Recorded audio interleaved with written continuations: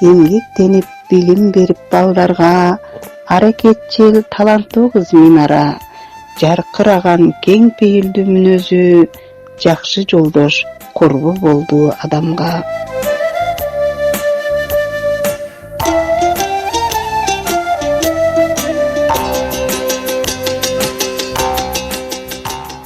Кубулжуган обон созуп Минара, күн нуруна чайынгандай айлана, керемет бир үнүң менен ардайым, жаның жыргайт, Минара кыз ырдаса.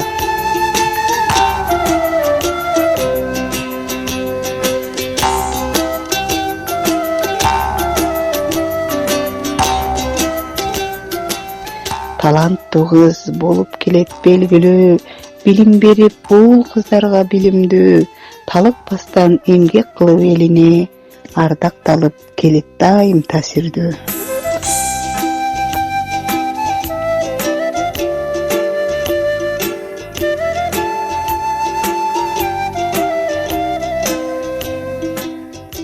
Куттуу болсун чыгармачылык кечеңиз, ийгиликке толуп турсун эсеңиз, ичинде ак эмгегиң бааланып, ден соолукта аман жүрсүн дешебиз.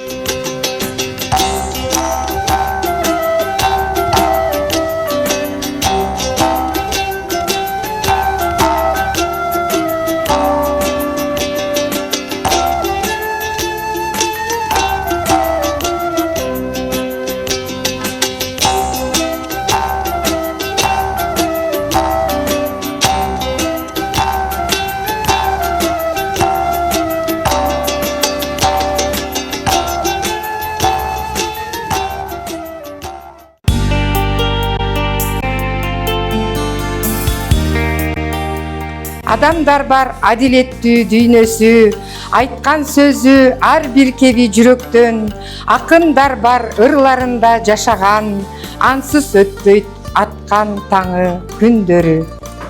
Саламатсыздарбы, бүгүнкү күндүн меймандары, кош келипсиздер. Бүгүн Минара Шамурзаева курдашыбыздын өздүк кече, чыгармачылык кечеси өтүп жатты эле. Ошого ак тилек каалап өтөйүн дедим.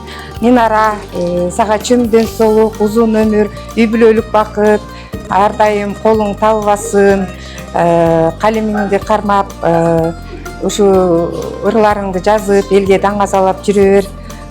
Ак жол, ушул жерде жалаң сага каалоо тилек айтабыз деп келип отурган бир туугандарга, досторуна баардыгынын тилектери кабыл болсун. Бар бол, бай бол, ден соолукта бол, чыгармачылык ийгилик каалайм.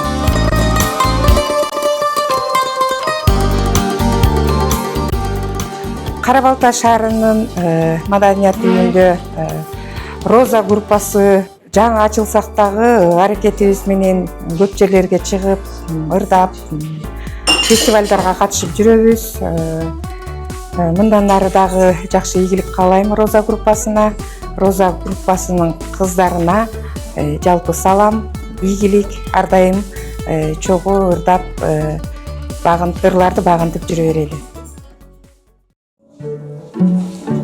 Саламатсыздарбы, урматтуу көрүүчүлөр. Бүгүнкү кече башталган турат. Мен Минара Шамурзаева, акын, ырчы, ошондой эле көптөгөн автордук ырлардын ээси. Бүгүнкү күнүм ошо чыгармачылык күнүнүн ачылышы болгон турат. Сиздерге каалоо тилегим ошол. Рахмат, ушу чыгармачылык кечегиме коштоп келип отурган менин көрөрмандарыма, ошондой эле чыгармаларымдын фанаттарыма деп койсом да болот. Ошо бүгүнкү кечебиз башталган турат. Буйруса күтүп атабыз. Бүгүнкү маанай кандай? Бүгүнкү маанай эң жакшы. Ошо даярдыктар жакшы, баарыбыз ошо жакшы даярдыктар менен келдик. Конокторду күтүп атабыз. Азыр буйруса башталат. Чыгармачылык ийгиликтерди каалайм. Рахмат.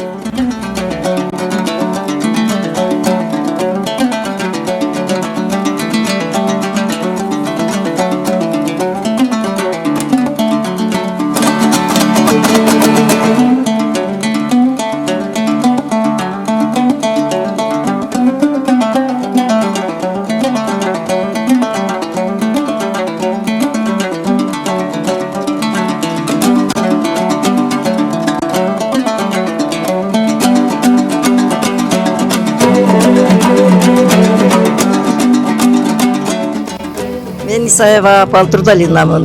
Минеранын акындык бириктирди бизди. Баарыбыз тең жазабыз, чыгармачылык жактан коллективбиз. Ошон үчүн бүгүн чыгармачылыгында ийгиликтүү өткөрүп алсын деп колдоп келдик. Өзү мыкты кыз, ар тараптуу өнүккөн кыз. Ырдаса ыры, жазса колунда ручкасы, ойлогон ою кагаздын бетине тизмеленип жазылат. Мыкты адам, чыгармачылык ийгилик каалайм. Мындан ары прозаларга өтүп, поэмаларга өтүп, улам алдыныбызда жылуусун тилейм. Өзүнө ден соолук, ийгилик, өмүр каалайм. Так, мен Карабаев Сүйүн Акимович, Минеран кесиптеш болом. Ушундай алда жазат, биз да жазабыз, мына эже айткандай бардыгыбыз куттуктап келдик Минераны. Анын келечектеги даңгыр жолуна кичине болсо да өз салымыбызды кошуп, чыгармачылык ийгиликтерди жаратканына кичине шык берели деген ойдо келдик биз. Ошо негизи өсө турган кыз, алдында келечеги алдында. Биз Кудай буйруса Минераны мунарадай бийиктикке көргүбүз келет. Куттуктайбыз бүгүнкү той маракеси менен. Мен Минаранын бир тууган сиңдиси болом. Тоже бир тууган сиңдиси Чынара. Биз бүгүн творческий вечерина деп куттуктап келдик. Абдан сүйүнчтөбүз. Мунун аркасындагы чоң албан ийгиликтерди каалайбыз. Ошол. Мен Минаранын бир тууган сиңдиси болом. Биз 8 бир тууганбыз өзү негизи. 8 бир туугандын эжем азыр мына чыгармачылык эмесине конок болуп келип отурабыз. Ийгилик каалайм, чыгармачылыгда өнүкүп өсө берсин. Да ушундай ийгиликтерине коштоп келип жүргөнүзгө бизге буйруп насип этсин.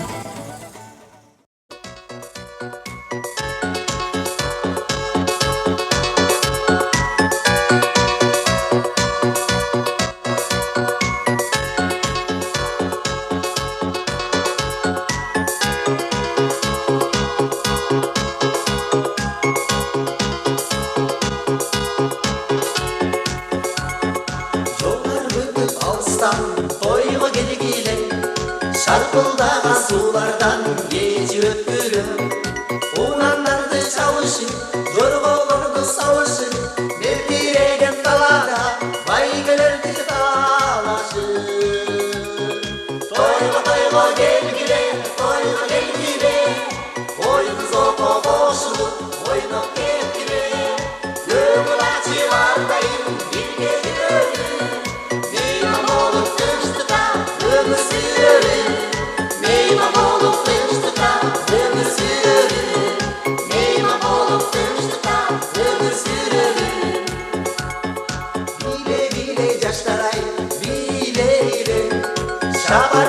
Şapartep jüre kağılan Birin kalışpay Bire talıkpay Aylanada güt barın Koşulula kardınbay Toygo gengile Oyunuzokko koşulup Oynop gelgile Gömül açılardayım Birge görün Meyman olup dönüştüka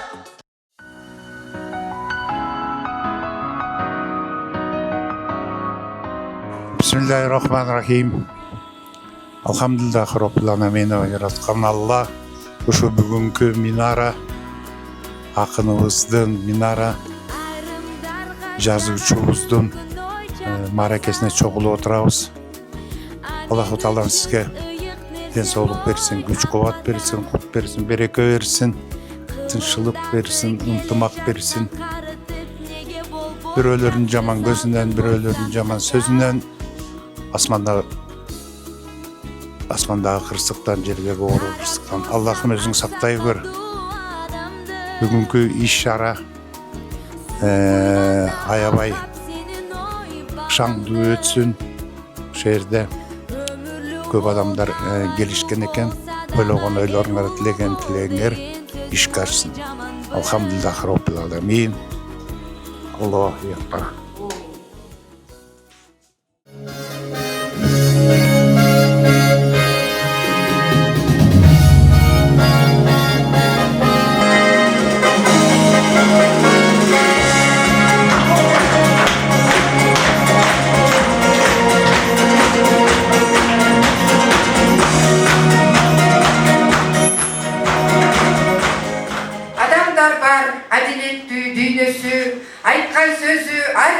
кеби жүрөктөн, акындар бар ырларында жашаган, ансыз өтпөй аткан тагы күндөрү. Саламатсыздарбы, урматтуу меймандар, кош келипсиздер. Мына бүгүн калемгер акын, ырчы курдашыбыз Минара Шамурзаеванын чыгармачылык кечесинин 5 жылдык мааракесине күбө болуп отурасыздар. 2019 жылдан бери кыргыз-казак ортосундагы Дүнүйө таланттар оданынын мүчөсү, Актал адабий бирикмесинин катышуучусу, Алыкул Осмонов атындагы сыйлыктын ээси, Нарзан айылынын Ак суу акындар бирикмесинин мүчөсү, ушул эле айылдын номер 2 мектебинин кыргыз тил мугалими, 3 уудун меримдүү, сүйүктүү энеси. Биздин таланттар тили долбоорунун мукам үндүү ырчысы, Карабалта шаарындагы Маданият үйүндөгү Роза группасынын солисткасы Минара Шамурзаеваны дүркүрөгөн кол чабуулар менен тосуп алалы.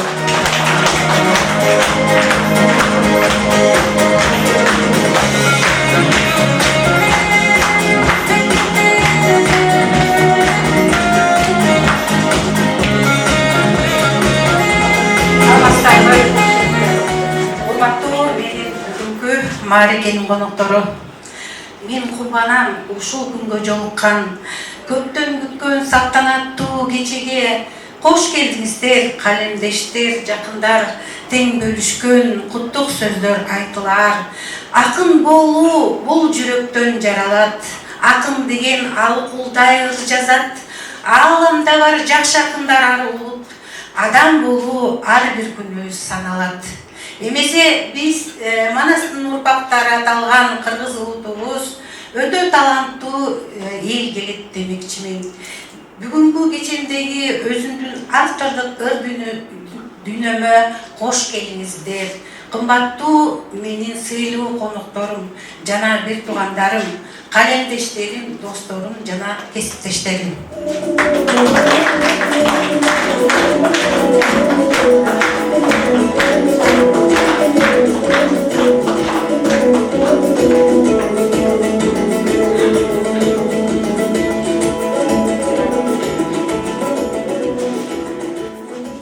Анда десе райондук билим берүү бөлүмүнүн жетектөөчүсү, адиси Умарова Наргиза Бекболотовнаны сөзгө чакырып коелу.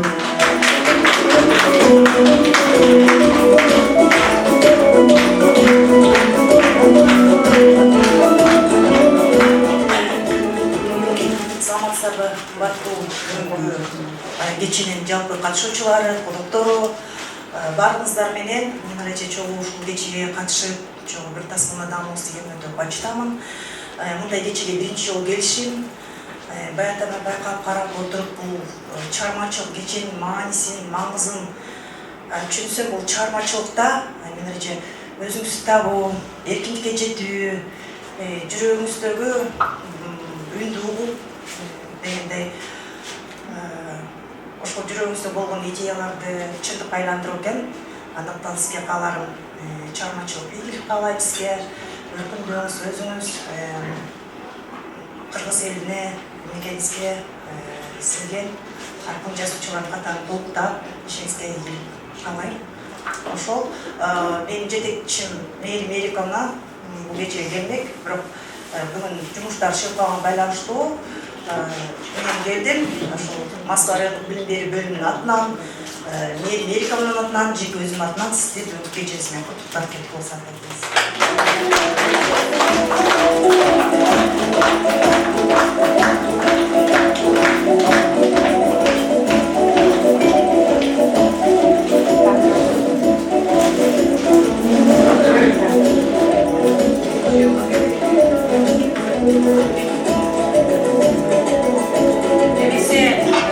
азыр дагы бир өзүмдүн чыгармамды баарыбыз эле эниден жаралабыз. Ушу эниге арнап жазган ырымды окууга уруксат этиңиздер.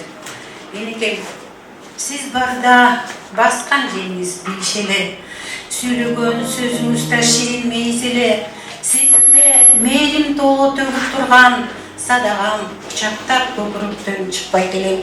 Кыз бала өркүнүнө жакын десе сезбей келгем, Канча убакыт өтсө деле бара берген. Бат эле кеч убакыт келсе дагы бакытта энем менен калгым келген. Жүрөгүмдө жүрөсүңөр эстен кетпес. Жадырап бирге жүргөн күндөр гана. Жакын эле барып келдиң өзүңөргө. Жалт карап турганыңды үйдөгү сүрөтүңөргө. Сагынамын. Бирок айлаганча дейиштеймин. Сароо болом, жүрөк ыйлайт эстесем. Жакын айдаштарымда көрүп сүйлөшөм. Сизди эстеп Куран окуганга үйгө чакырам. Бейишим атенем колдоп жүрсүн мени берекем.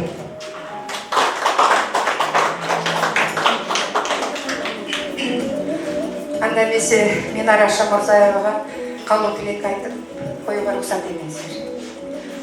Үй бүлөңдүн багы бол, үйүлгөн ырыскысы дагы бол.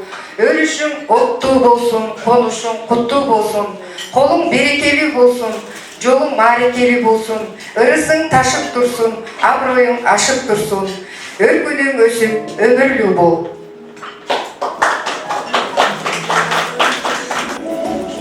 Кош келипсиз, бир туугандар, акындар, ырчылар. Анда эмесе дастаркондон орун алып, дастарконго караңыздар.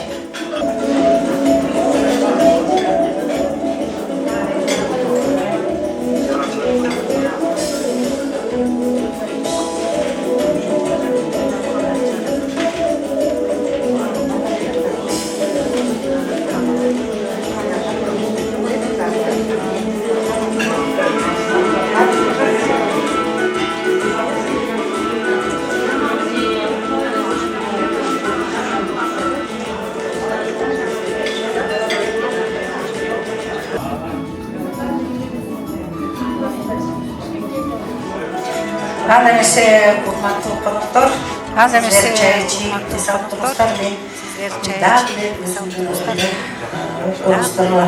уруксат этиңиздер. Аялзат жөнүндө.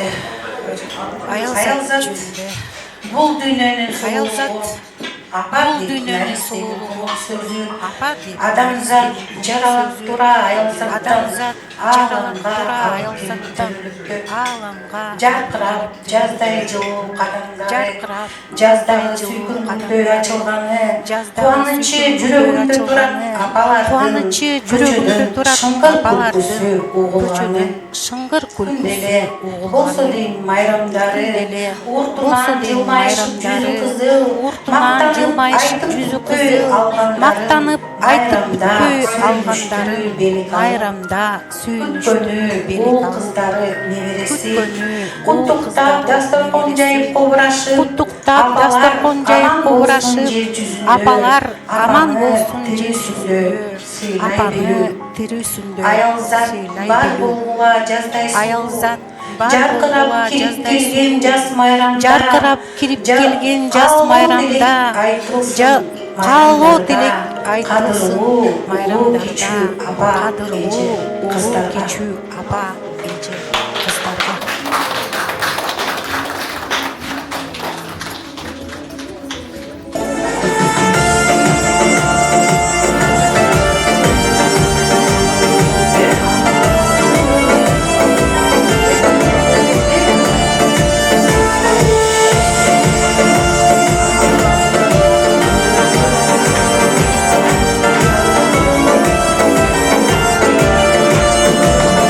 Santa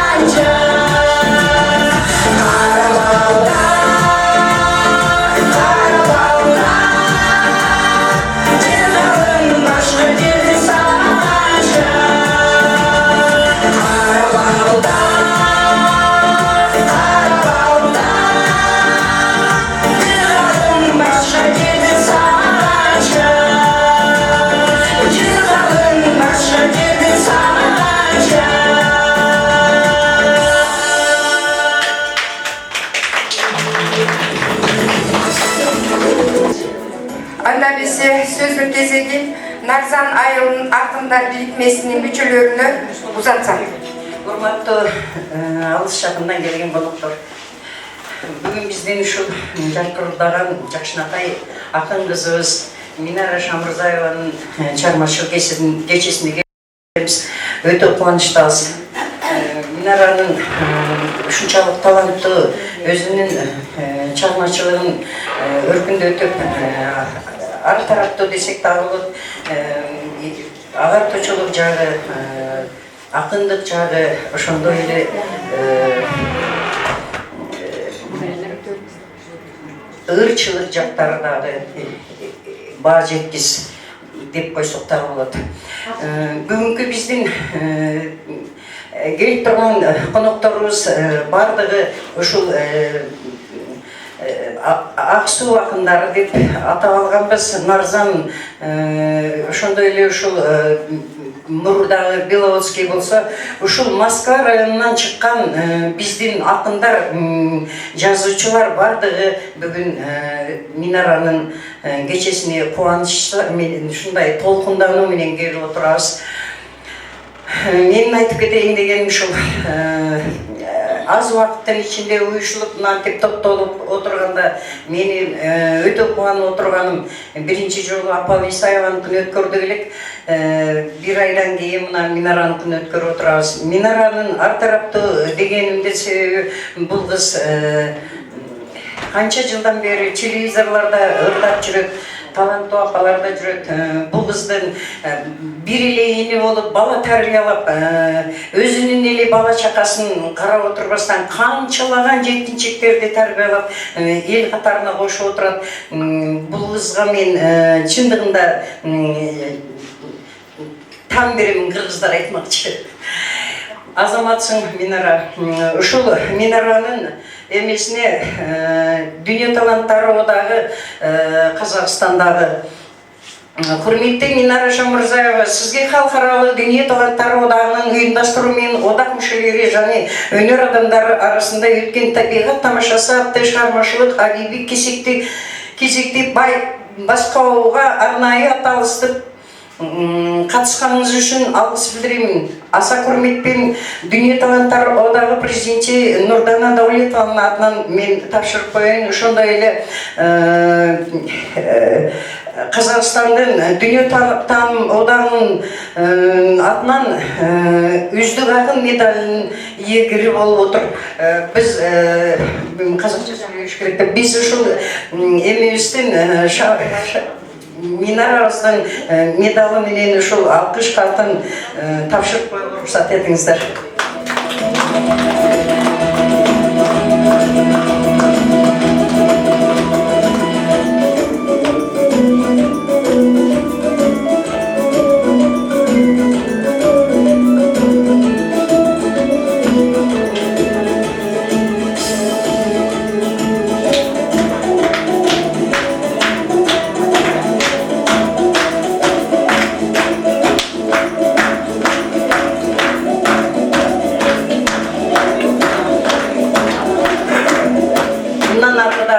Көптөгөн ийгиликтерди каалап кетем. Ошондой эле мен Минарага таң бергеним себеби Минаранын чыгармачылыктагы өтө көптөгөн ийгиликтерин айтып кетким келет. Биз бутакпыз, поэзия чоңдара. Жакшы жанга жакшы сөзүң айтпасаң, көөдөңдөгү оор жерин жаппасаң, анда неге бир кемеде бирге биз жаны ооруса, жаныңды сөз айтпасаң. Биз бутакпыз, поэзия дарагы, бирдей болуп жарык берер жанары, ачуу таттуу, ысык суукта бир болгон биз болобуз адабият балдары. Кайгырбастан шаттуу күлүп жүрөлү, эңсеп дайым биз издешип сүйөлү, ашууларда таштак катуу жолдордо коштой басып бир билекти түрөлү. Адабият казынасын гүлдөтүп, жазма келер дайым бирге жүрөлү. Мен аялмын. Бул Минарага таандыктай сезилет. Мен аялмын. Ташта өскөн гүл сымал, катыгизмин тардыр ташын кумкылгам, саамай чачым агарса да чөкпөдүм, кайраган сайын кылыч сымал кочкам. Мен аялмын, дыбылдарга чыдаган, картайсам да ырдан коргон үй курган, боз топурак астында мен калганча, эргүү менен калем кармап ыр курам.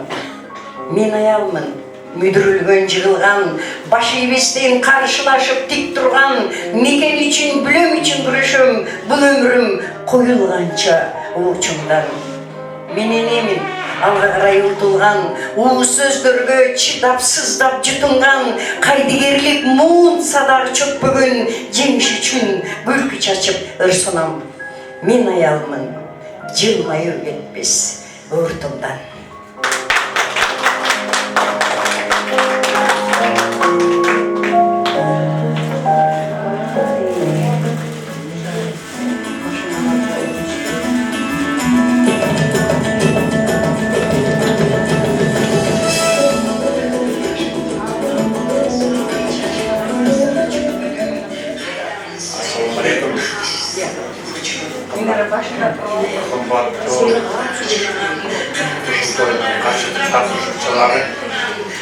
Бүгін аямай қуаныштамыз.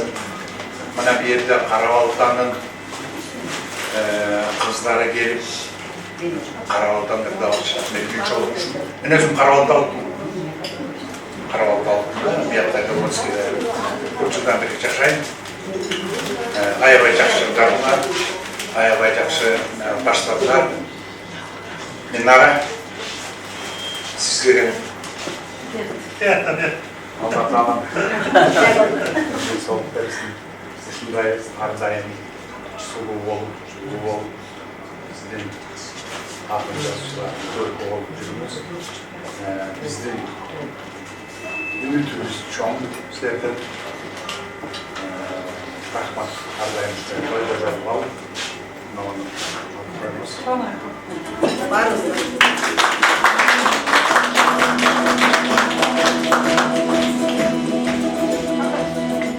Азыркы сөздү ушул биздин дүйнө таанымоодон Кыргызстандагы координатор жетекчиси менин татмакай сиңдим бир жагы досум, бир жагы калемдешим Миражан Жумшалиевага берип коем.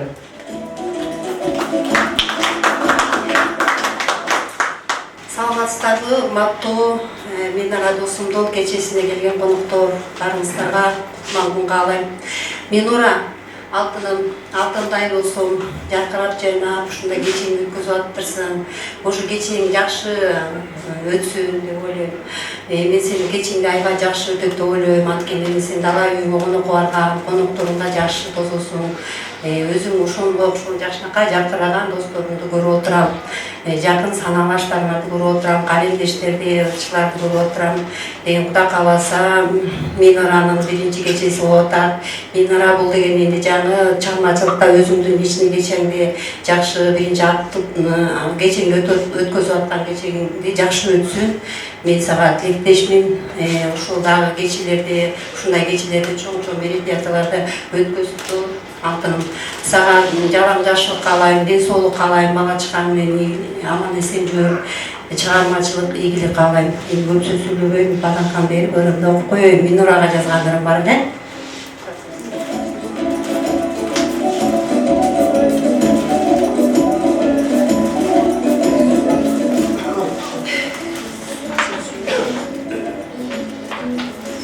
Мен ура досума, мен ара ай жаркындырды жараткан, алтындай жүзүң ардагым, акылга кылча пеш кылган, ардактуу иште жандысың.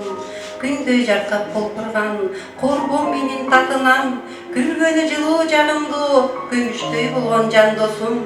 Ырлары болуп биздери, ырдаса булбул тыншаган, ырысты күйгөн балкоңду, ыймандуу жүзү жарашкан. Айтарым көп сен үчүн, айталбай бар күчүм, небере жытта бардайым, алтындай эне болгонуң, жакшы сөз сенде жандасың, жарашып сага ан сайын, жаз күндөй болуп жайнагым, жашоодо жашап ардайым, жолуңда тоссун жакшылык, жаркырап жүргөн ардайым, жып жылмайып карап жакшыга, жакшы боло жашап бардайым. Билимиң берип балдарга, билимдүү болсун балдарың, үлгүлүү болуп жаштарга, үй бүлөк менен ардайым, бактылуу болгон ардайым. Менин өзүм дагы жазып тургандан кийин бир ырымды окуп берип коеюн силерге. Уктура көрсөңүздөр, мен азыр даярданбай кечирим. 2 мүнөт. Болупса назик дүйнөм, кетсин деп кусалыкты, капыстан учуп кеттим. Кыялым шолго чашлы, күлөрүп калса жүрөк, ал бүрүп куюп калам. Периште болом сага, кыз калдап күлөркөм. Күмүш куш ырымына, көңүлгө болсун даба, бүт санаам унутулуп, табышмак ката сага. Жомокко калган өңдү, бир сулуу айканыша, жүрөк сулуу сөздү, айтылса бир башкача. Турамын туюп баарын, тар дүйнө тузагында, кубат бир ырларыма, бур чачып кыяндыга. İlk sözü bizim Karabağ'daki Bağıt Boğumu'nun жетекçisi Kırgız Respublikası'nın Ulutluk Жазушылар Союзунун мүчөсү Bulut Жумагуловичке берип койсок.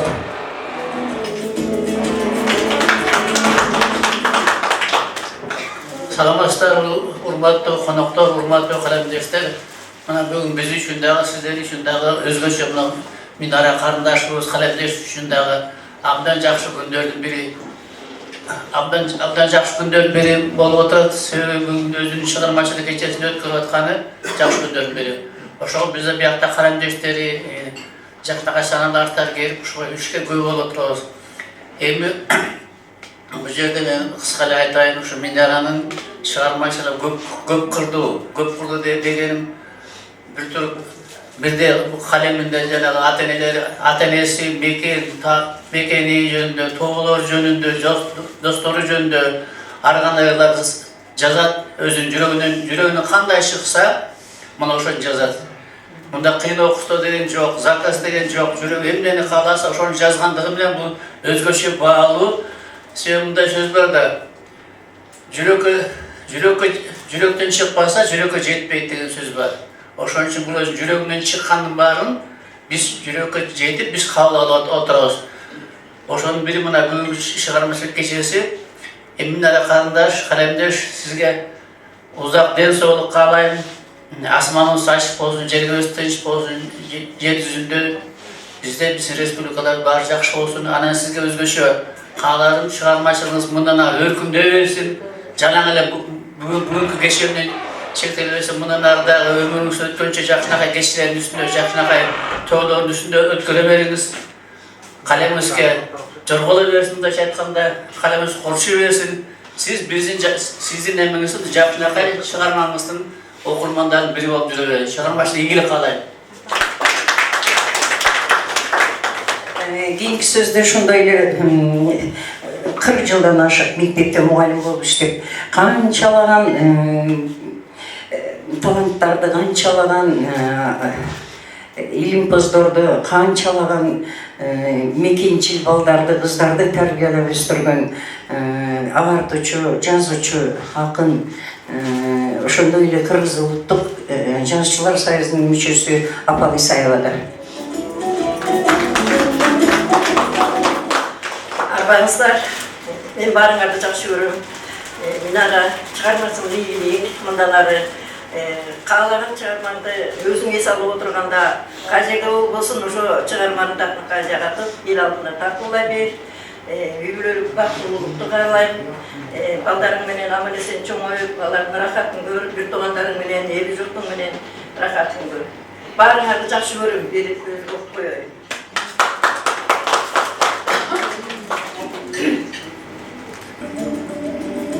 Жаралсам эгер асман болуп, жашайт элем түбөлүп, аалам курчакташып, анда мен турар белем төгөлүк.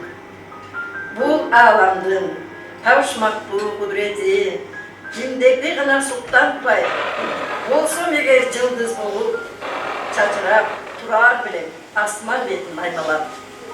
Кыялымда ай болуп асманда, ак булутту аралап сызгым келет.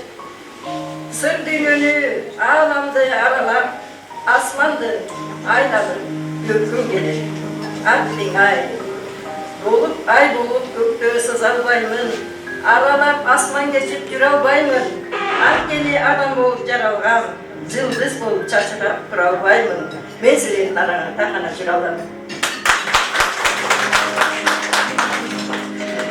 Kançalık turmuş kıynasa dağı, kançalık soğuştu başından ötkörse dağı, hiç kaçan başın жерге салып қалбастан үч китептин автору болгон Лейлек жергесинин тургуну азыркы ушул кезде 3 жылдан бери ушу биз жакта жашап атат Айзада Жалилова.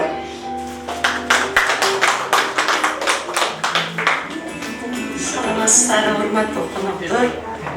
Бүгүнкү Минара кызыбыздын чыгармачылык кечесиге кош келипсиздер. Минара кызы чыгармачылык кечен менен куттуктаймын.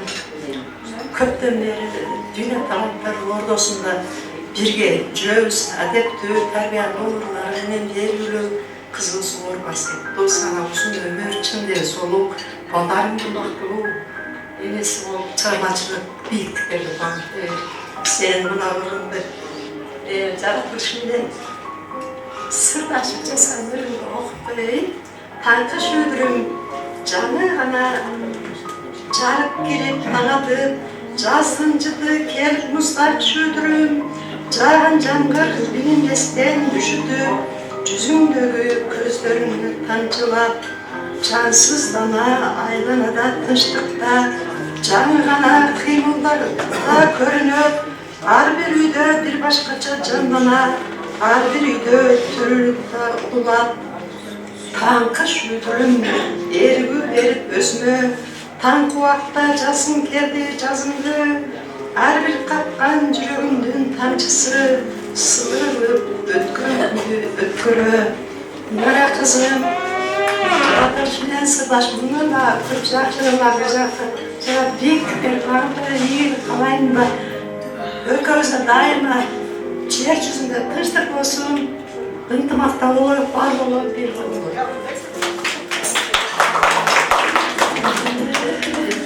Bizde aramızda şu Narzan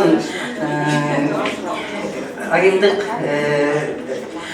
депутатыбыз бар, Сүйін Қараев деп.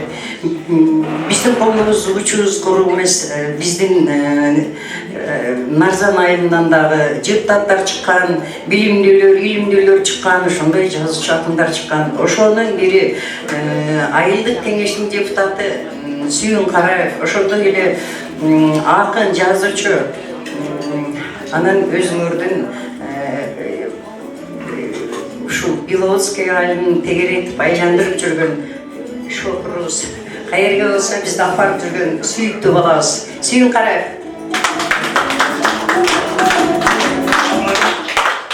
Рахмат коноктор, меңракыз кечеңиз кут болсун. Анда денсаулык болуңуз, аман-эсен болуңуз. Атыңызды Мунара деп аташтыра бересиң.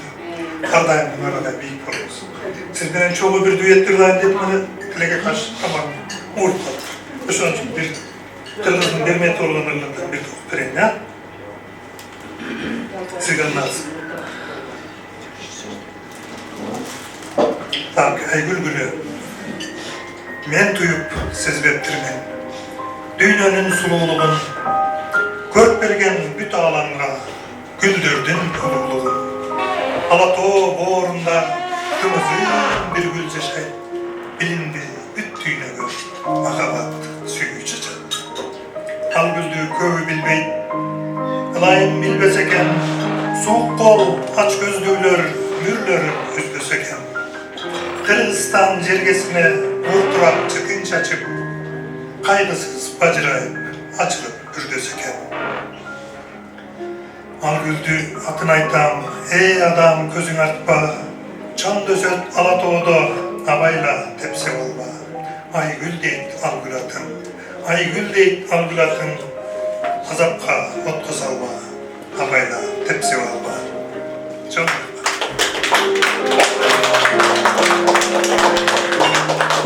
Biz imtihanda ар дайым ушундай ыйзат урмат кылып жүргөн кызыбыз бар.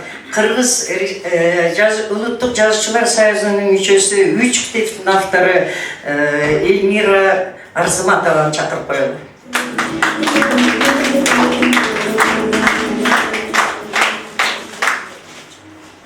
Саламатсыздарбы, урматтуу коноктор, арбаңыздар. Бүгүнкү күнүбүз аябай жакшы өтүп атат. Бар болуңуздар. Минара курбум, бүгүн ушундай сенин чыгармачылык кечиң өтүп аткандыгы ушундай маанайда, жакшы маанайда өтүп аткандыгына мен абдан кубанычтамын. Ар дайым элдин арасында ушундай чыгармачылык чөйрөнүн арасында ар дайым бийик бол, бар бол, каалаган максатыңа жетип, ошо ийгиликтериң оолой берсин досум.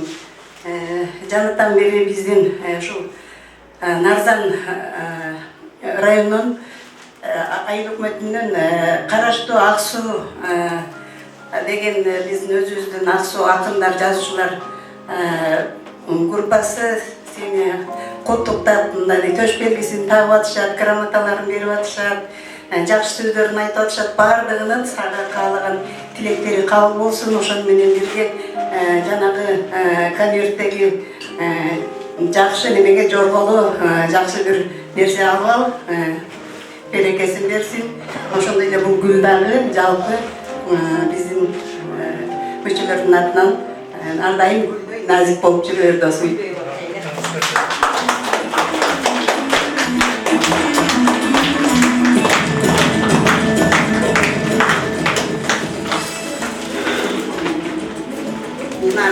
Минарага эмгектенип, билим берип, балдарга аракетчил, таланттуу кыз Минара. Жаркыраган, кең пейилдүү мүнөзү, жакшы жолдош, курбу болду адамга. Кубулжуган, обон созуп Минара, күн нурунга чайынгандай айлана, керемет бир үнүң менен ар дайым, жаның жыргайып, Минара кыз ырдаса. Таланттуу кыз болуп келет белгилүү, таалим берип бул кыздарга билимдүү, талыкпастан эмгек кылып элине, ардакталып келет дайым таасирдүү. Коттоо болсун чыгармачылык кечеңиз, ийгиликке толуп турсун эсеңиз, эл ичинде ак эмгегиң бааланып, ден соолукта аман жүрсүн дешебиз.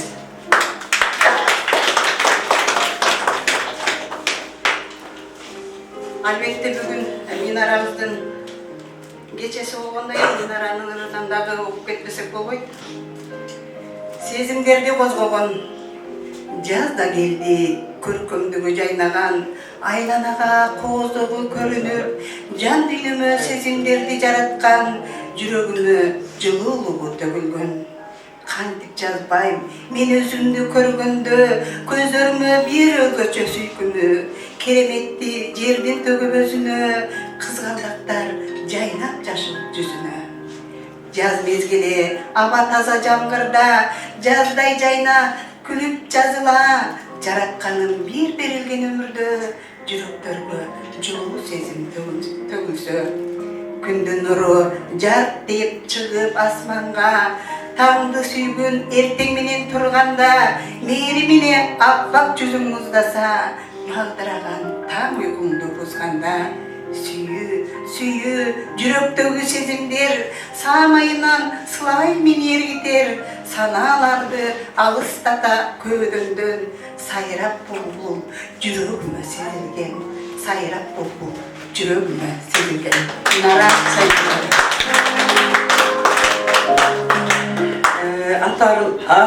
Атарытып алыстан келген Каралжанын таланттуу кызы, 2 китептин автору Венера Арапбаевага сөз берип койсок, бул кыз Каралжанын каракөз сулуу кызы Аккусу келип сүйлөп кой.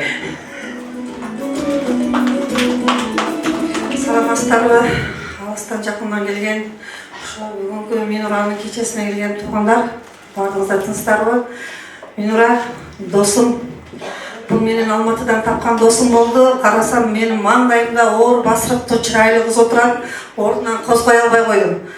Анан бирок сүйүп калдым дегендей. Ушу бүгүн насип экен. кетем, бүгін ертең кетем деп отыр ушул кечесине туш келдим. Значит, көңүлүбүз туура келген деп ойлойм. Сага эмне каалайм? Аалымдай кенендикти, жылдыздай бийиктикти, кошордой бактаалай, айдын агын, асмандын көгүн, арчадай кырчын өмүр. Балдарыңдын бактысына бар бол. Дайым ушинтип чыгармачылыгың өркүндөп, достчулардын асына жүзүң жарык болсун, жолдоруң ачык болсун досум. Эми биздин подаркабыз эми бактан кетти. Мен сага бир досума деген, ошол жактан тапкан досума деген бир ырымды деп коеюн. Дос күттүм. Дос күттүм, мага тирек боло турган. Дос күттүм, жан дүйнөсүн мага сунган. Жабыркап калган кезде жарды болуп, кол сунуп, мейлим төгө көңүл бурган. Досум бар, мага дайым жөлөк болчу. Жакшы жаман күнүмдө тирек турчу. Талашыбыз сый урмат болсо экен, дос бололу көргөндүн көзү күйчү. Кудай кошкон досум бар кыйышпаган, өзүң барсың ар дайым кубаттаган, өмүр менен бакыт берсин жараткан, досум деп сага дайым шашып барам. Дос күттүм мен пейили өтө жумшак, дайрадай керемет жан сулуу турпат, мээрим берип жараткан колдосуну, ортобузда урагыз болсун урмат. Деп урматыңа досум, неме байтан бери мен жол таппай Бишкектик эмесмин да. 2 барып келдим үйгө. Сүйдөгү авто маршрутка менен алып келет десем, алып келе албай калып адашып, бирок буйрук экен келип калдым досум. Кече болсун. Биздин эң кандай десем,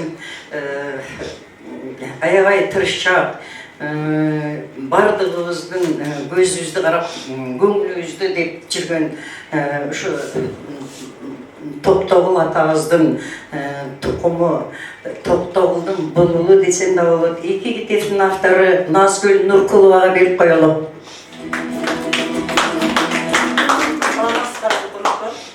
Куш келипсиздер.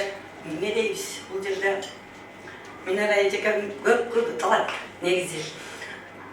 Жаш мундарды билимге сууган койчу, акын, жазуучу, ырчы көп кылды турган да. Мактанып кетем да эжемден. Эми сизге бактылуу үйгүлө, өмүрүңүзгө береке болсун, ар дайым жакындап жүрүңүз. Эжекемдин ырынан бирди окуп берейин сиздерге. Бала жыты. Тамтың басқан кичинекей небірем, қарап қойсо, сұртандырып кетең. Келгелесем, жүгірлі қол жая, құчағыма киіп келіп таң ертең. Сүйлөшемін көздөрүң өтегіле, балқи десем жүрөгүмда ezile. Учкан учтай зымыраган уақыт, өтүп барат неге мынча тезеле. Уулум турса небиремди көтөрүп, ойго батып турам ойго жөлөнүп. Кандай сонун таттуу сөзүн кайталап, балдай шириң үн чыгар сүйлөнүп. Кип-кичине колдорунан жетелеп, чыйыр жолду ала бала тебелеп, чоңойгондо атасына тиректеп, оорубастан чоңойсо дейин тиленип. Бала жыты кандай сонун бал тапкан, баяу сезим эркеликти чарчаткан, бакытымго унуттурган чарчоомду өмүр тилеп жалбарганда таң аткан. Мен дагы акын болгондон кийин гүлүктү көрсө төрт бутут ырайт дегендей ырларымдан бирди окуп берип койго уруксат этиңиздер. Kalamın, kalemim kanatımsın. Dayraday çamınıp şoktonamın, çartıldap jalın çaçıp ot bolomun. Sanaga bakkanımda, kuvansamda, canımda dayım özün koştoğunsun. Canlılık zoğkalarday sala verem, şıldırap toğsusunday ağa verem. Kolumdağı kalemim tek özümsün, арманымда жыргалымда жаза келген. Пейлим көлдөй терең болгонумда, жүрөгүн таяп тургун колдорумда, көңүлүм бөксө жер толуп турсун, сен барда жазылып ырларымда. Жашоонун оор түйшүгүн жеңе келем, умтулуп бийиктикке уча берем. Баарына кайыл болуп турсам дагы, жан дүйнөмдө жашайм сени менен. Баарына кайыл болуп турсам дагы, жан дүйнөмө жашайм сени менен.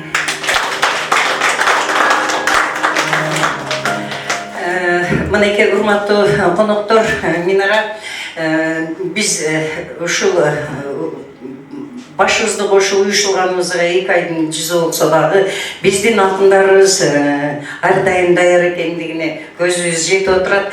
Мындан ары дагы көптөгөн чыгармачыл кечелериңди өткөрө козум.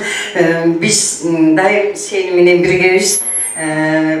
Мен бардығынан дағы Дүйшөн агайга өтө ыраазычылыгымды билдирем. Биздин ушул Москва районундагы жалгыздан жалгыз санжырачы кишибиз.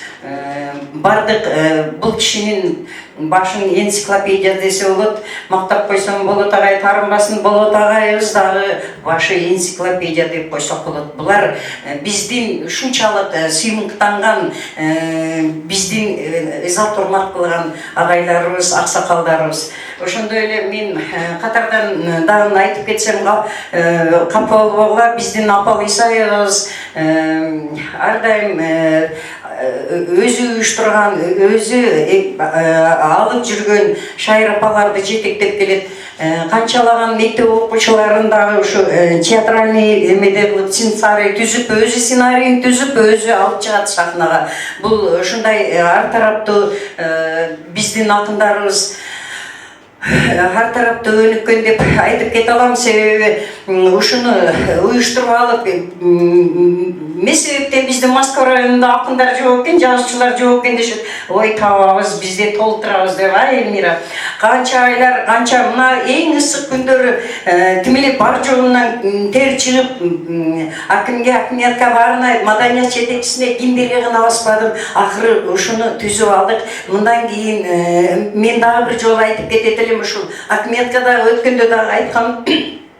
Рамис Рыскуловдун 90 жылдыгына чакырышканда, бардыгы ушул Рамис Рыскуловдун 90 жылдыгына барганда, эми келинчеги эжебиз келип отурду, ыйлап, башкабыз бардыгыбыз отурабыз. Ошондо мен ушунчалык өксүдүм да, ушунча жылдан бери Москва районунда Петровкада жашап атсам, биздин ушу жерде бар экенибизди билбесе, биз деле элге окшош жазуучу акынбыз деп. Мен мисалы үчүн 5-6 почти 7 китептин авторумун. Уже чыгып калса 8 китептин автору болом, уже чыгат деп турат. Анан неужели ушул кезге чейин билбедиңер деп, анан эле акимдер жазып алып баштаганда, анан мен таарындым да, толтура Москва районунда акындар, жазуучулар десем ишенишпейди, Элмира экөөбүз Эрчинишев алып бардым, бас мени картаң десеңер жаштар бар дедим. Мен картаң болсом, мен эми 70ке чыгып атам. Жаштар бар жок дегенде ушу жаштарды колдогула. Качан гана биз Рамис Рыскулов агайга окшоп өлүп калганыбыздан жакшы болчу деп атыбызды чыгарбай койгуңуздар дедим. Туурабы?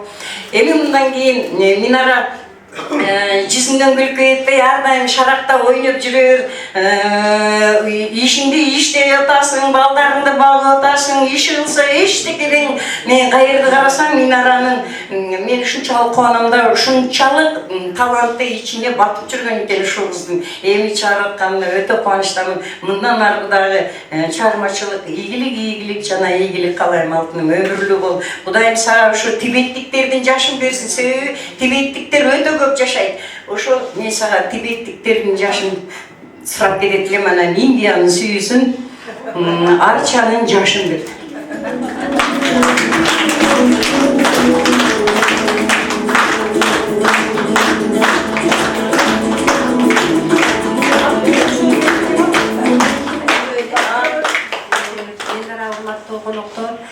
Биze Dünya Talant Odağı'nda Batu Dokanova деген эжекебиз бар, өзү күрөктөй өткөн, музыкалык видеолор, көптөгөн чыгармалар жээси, илгерки унутулуп калган баягы Самара Токтакунова эжекебиз ырдап жүргөн ырлардын аябай катырагыдай элдин көзүнө ошо илинип калды. Эжекебиз ырдап берсин деп чакырып коелу, Колчак сахнага чыгып коелу.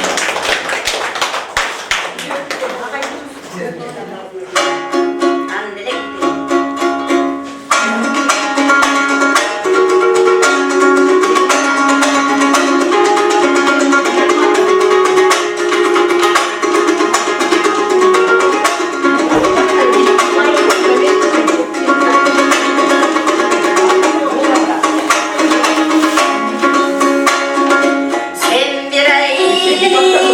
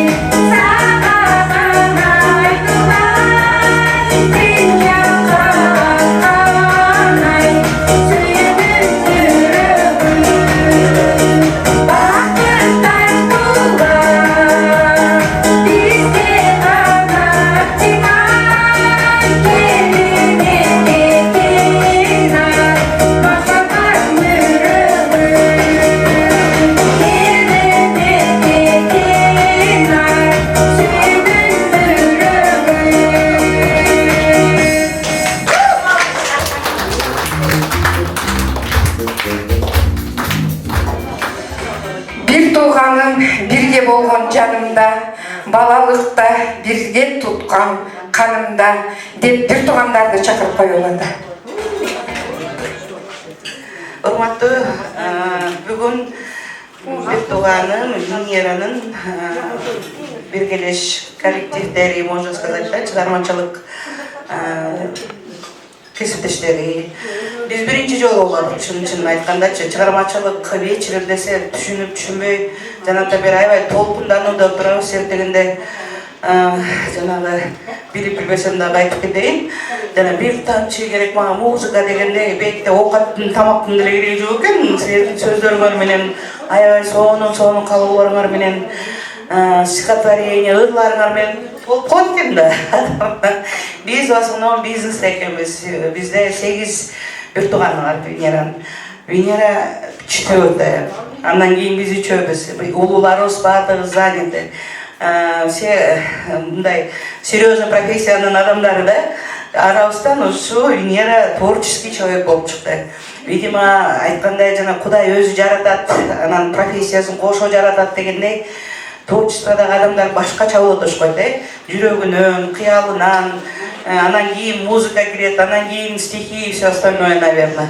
Я даже себя не представляю, как вот писать стихи, но угуп отурсам абдан сонун действительно бардык нерсеге тоюп, бизге деле сөз калбай калдык, о, эмне деп сүйлөйм деп отургам. Абдан сонун. Действительно, Венера, биз түшүнбөйт экенбиз, но вот биринчи жолу келип отуруп ушундай кечегече буюрса мындан аркасында эч калбай катыштырабыз.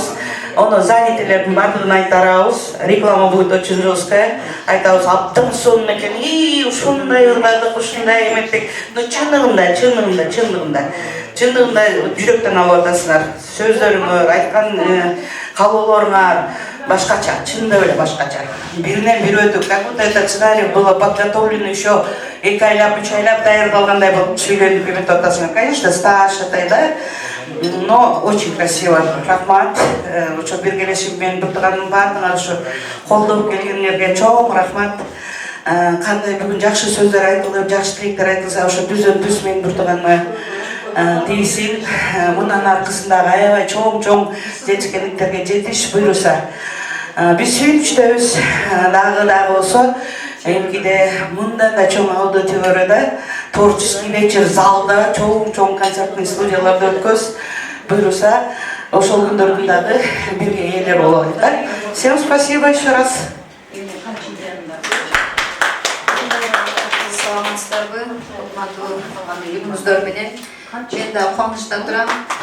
Эжекемдин мааракесине келип, биз да чын эле бул чыгармачылык топто биринчи жолу мындай кошулуп көрүнүп атабыз. Сизге эмне каалармын? Ден соолукта болуңуз, узун өмүр 3 балаңыздын урмат сыйына толуңуз. Мындай чыгармачылык адамдар дайыма сизди толуктап жүрө берсин. Чындап эле эжем айтып кеткендей, биз дагы акындардын арасында отуруп, аябай толкунданып, ушунчалык кызыгуу менен отурабыз. Чын эле биз бизнес менен баш отуз менен кирип кеттик. Но мындай сферага да келип, аралашып жүргөн это очень хорошо. Алдыбыз 70ке чыгып калды. Эң акыркы кичинекей энебиз 50де да. Анан баардыгы действительно өз жумуштары менен, тем более азыр отпускной сезон болуп калып, көбү отпуска да тиякта болуп калды. Бир рет кечирим сурайбыз. Анан баары тынччылыкта болсун, аманчылыкта болсун, дагы мындай мааракелер көбүрөөгүнө берсин. Çıkarmacılığınız kutlu olsun. Sizler sözleri koşulup kalağız. Şonda çıkarmacılıklarını çıkaraveriniz, biyiklerine jeteveriniz. Жақсы эменерге жетерсиз. Тазабек эжемдин апамдын атынан да чыгармачылыктарын куттап коебуз. Келе албай калышты алар. Представитель жөнөтүштү.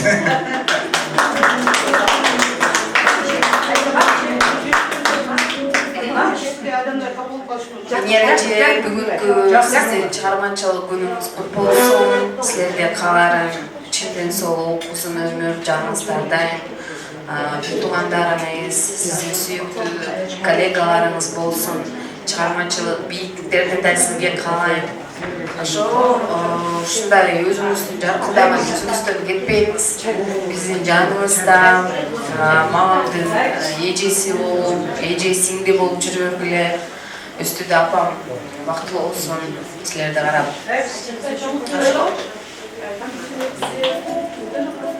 Венера, сен өзүң билесиң, биз сураштырдык, творческий вечерде кандай кылат, кандай деген коно эме белектерди подарка кылат депчи.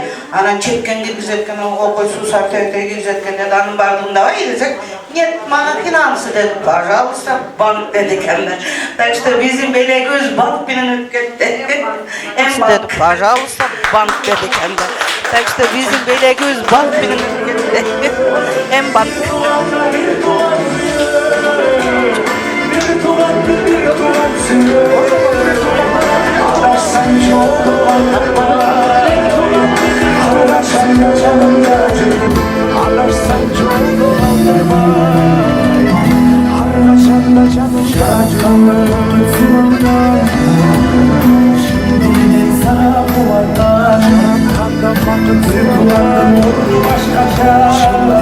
Sana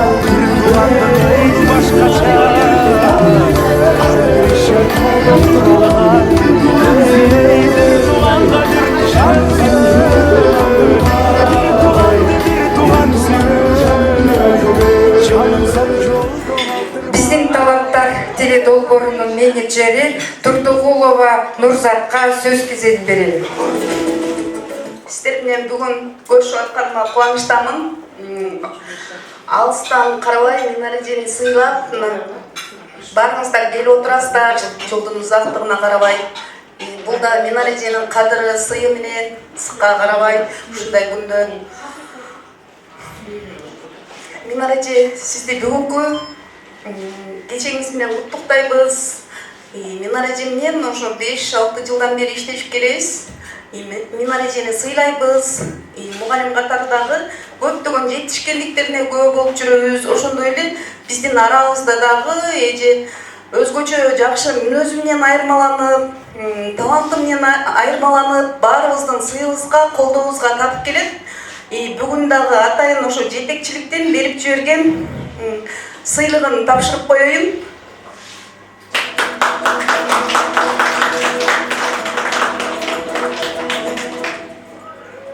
Утека Чүй каналынын алдындагы биздин таланттар теледолбоорунун ардак грамотасы менен Минара Шаймурзаева сыйланат.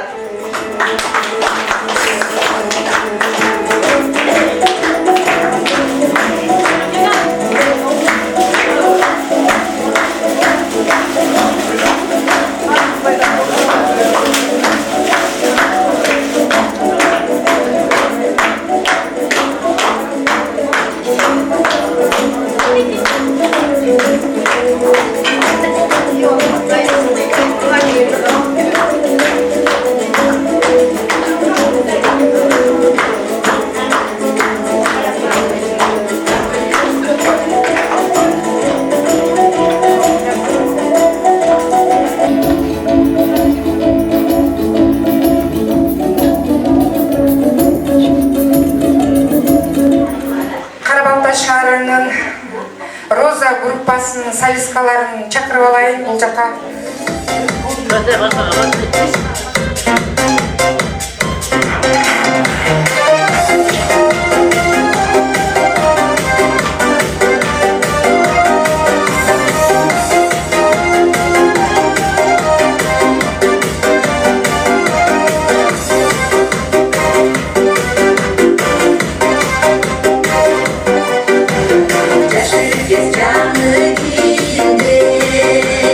Eskirse kalan gibi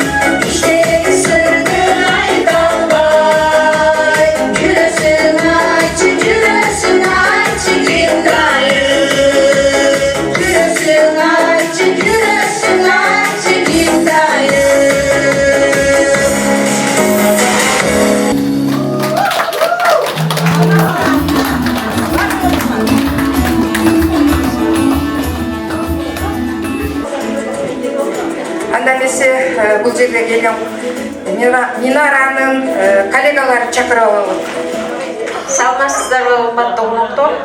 Бүгүнкү кече ушундай сонун болуп өтүп атат. Баары бир чыгармачылыкта иштеген адамдардын кечеси башкача болот экен. Мен ушундай толкундан атам. Минаранын ары бери мынакей 5 жыл болуп адабиятка аралашып, өзүнүн катып жүргөн ичиндеги сырларын ырлар менен чыгарып, Кыргызстанга, Казакстанга белгилүү болуп атканына мен сыймыктанып атам. Ошону менен эле бирге могу келип аткан сыйлыктар кут болсун. Минарага эмне каалайм? Жакшынакай, маанай, ар дайым ушундай жаркылап эле жүрө беришин. Ошо жанагы өстүргөн балдарынын жакшылыктарын көрүп, чыгармачылык ошону менен бирге жүрүшүн. Баардык жакшы нерселерди каалайм. Үмүттү шоубасы эч качан өтпөсүн дегендей, ушул жаңылып аткан ырлардын баары калып калбай жүрө берсин, ырдала берсин, ийгилик каалайм.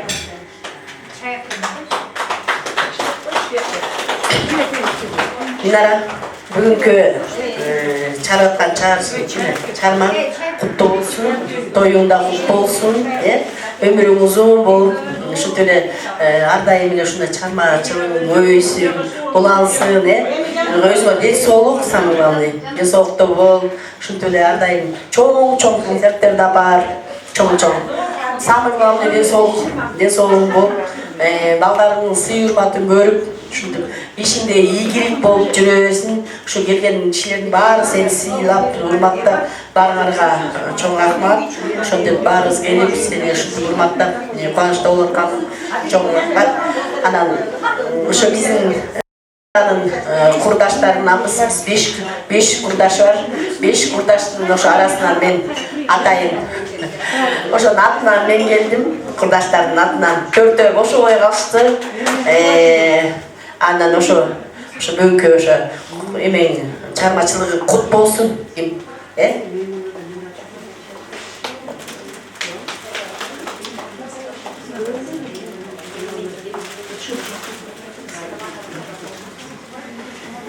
Анда эмесе биздин таланттар теле долбоорунун ырчы кыздары Минаранын курбуларын чакырып алсак.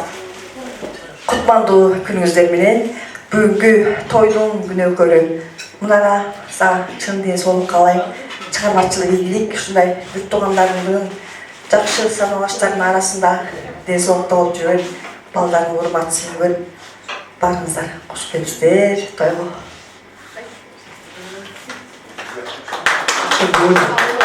Минаранын ушу кечеси болуп атат. Өтө жакшы. Минара таланттуу кыз экен. Бар жок жагынан бар экен мына. Мектепте болсо, балдарда тарбияда окутуп атса, чыгармачылыкка акын жагы бар экен, дагы өзгөчө жакшылык жактары көп экен. Минарага эмне дейбиз? Биринчи байлык ден соолук дегенде ден соолук каалайбыз.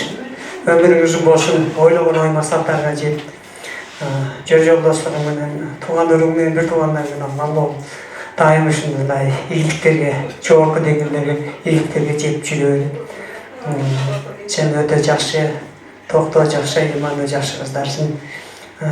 Ошо ийгиликтер болсун, коштоп жүрсүн, өмүрүң узун болсун, ойлогон максатыңа жет, чыгармачылык ийгиликтер алла. Кутмандуу күнүңүздөр менен бүгүнкү күнүңүз эң жакшы күндөрдөн болду. Минаранын чыгармачылык кечең кут болсун. Сага ден соолук каалайм. Биринчиден үй бүлөң менен балалыктарыңдын жыргалчылыгын көрүп дагы көп жаша. Чыгармачылык ийгилик каалайм. Сен үчүн бир ыйлап коеюн. Жанагы бир курдуу адамдар отурат экенбиз, жаштык кестени ыйлап коеюн.